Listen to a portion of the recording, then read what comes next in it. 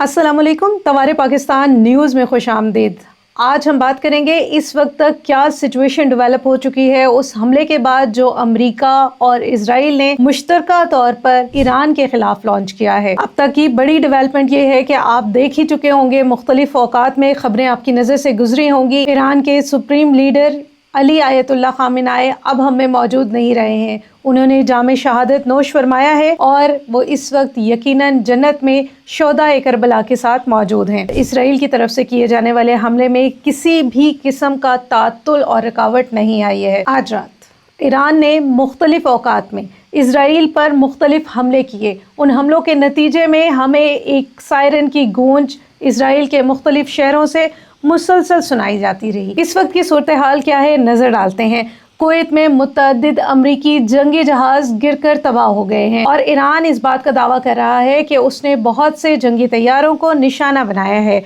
Israel का हज़बुल्लाह के साबिक रहनुमा नईम कासिम को निशाना बनाने का दावा किया जा रहा है। कुवैत की वजारत दफा की जानिब से एक बयान जारी किया गया है जिसमें उन्होंने कहा है कि पीर की सुबह मुतअद्दिद अमरीकी जंगी तैयारे गिरकर तबाह हुए हैं और उन पर सवार पायलट्स महफूज हैं। दूसरी जानिब ईरान की तरफ से भी जवाबी कार्रवाइयों का सिलसिला जारी है और पीर के रोज इसराइल की तरफ से आने वाला नया दावा किस हद तक सच है ये तो वक्त ही बताएगा। इसके अलावा ईरान ने जिन ममालिक में हमला किया है उनमें शामिल है इसराइल, खलीजी शहरों यानी मिडल ईस्ट की अगर बात की जाए तो अबू धाबी, दोहा, कतर और दीगर ममालिक पे मिसाइल हमले किए गए हैं जबकि ड्रोन्स भी दागे गए हैं। इसके अलावा अमरीकी सदर एक सख्त मौक़िफ़ लेते हुए दिखाई दे रहे हैं जहां वो ये कह रहे हैं कि ये जंग हतमी मराहिल में दाखिल हो गई है और अपने खिलाफ खड़े होने वाले तमाम लोगों को और अपने तमाम अहदाफ को हासिल किए बगैर ये जंग मुकम्मल नहीं होगी। इसके अलावा उन्होंने मज़ीद अमरीकी शहरियों और फ़ौजियों की हलाकतों के ऊपर भी ख़दशा ज़ाहिर किया है और उन्होंने कहा है कि इन हलाकतों में इजाफ़ा हो सकता है। दूसरी तरफ अगर बात की जाए जर्मनी, फ्रांस और बरतानिया की, तो उन्होंने एक मुश्तरका बयानिया जारी किया है और अपने बयानिए में उन्होंने कहा है कि वो अपने अपने अहदाफ और अपने अपने इत्तेहादियों का दफ़ा करने के लिए मुकम्मल तौर पर तैयार हैं। अगर ज़रूरत पड़ी तो ईरान के ख़िलाफ़ दिफाई कार्रवाइयाँ करने का भी हक़ रखते हैं। इसके अलावा बरतानिया के वज़ीर आज़म केयर स्टार्मर का कहना है कि अमेरिका बरतानिया के फ़ौजी अड्डों को दफ़ाई कार्रवाइयों के मकासद के लिए इस्तेमाल कर सकता है। उधर ईरानी रहनुमा आयतुल्लाह खामेनेई की शहादत के बाद अमरीकी और इजरायली हमलों में हलाकतों की तादाद पर पूरे मुल्क में 40 रोज़ा सोग का ऐलान किया गया है।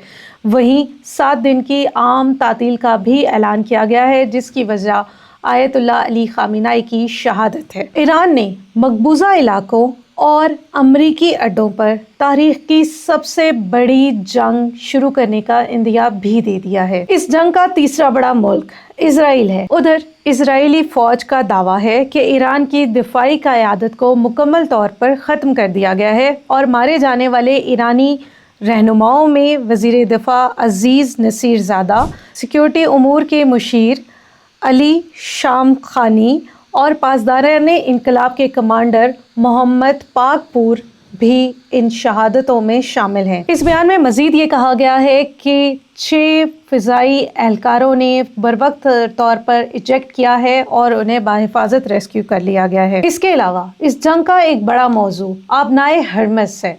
जैसे जैसे मशरिक़ वुस्ता में कशीदगी में इजाफा हो रहा है, ईरान आबनाए हर्मस में अपनी जहाज़ रानी और इससे मुताल्लिक जो इंतबा है वो जारी कर रहा है। मुमकिना माशी असरात से बचने के लिए इस वक्त इक़दामात किए जा रहे हैं। मुख्तलिफ ममालिक में माशी असरात पर तशवीश भी बढ़ती जा रही है। अमरीकी और इत्तेहादी खलीजी ममालिक कह रहे हैं कि ईरान की जानिब से किए जाने वाले इक़दामात इस कशीदगी में मज़ीद बढ़ावे का सबब बन रहे हैं। अमरीका और उसके 6 इत्तेहादी खलीजी ममालिक ने एक मुश्तरका बयानिया जारी किया है जिसमें उन्होंने कहा है कि ख़ित्ते में ईरान के इक़दामात एक ख़तरनाक इजाफा है जो कि मशरिक़ वुस्ता में इस्तेहकाम को ख़तरे में डाल रहा है। بیان میں یہ بھی کہا گیا ہے کہ شہریوں اور غیر جنگجو ممالک کو بھی نشانہ بنایا جا رہا ہے، جو کہ ایک غیر ذمہ دارانہ بات ہے۔ آئیے یہاں سمجھتے ہیں کہ کیا ایران کی قیادت پر کیا جانے والا حملہ ایک غیر ذمہ دارانہ حملہ نہیں تھا؟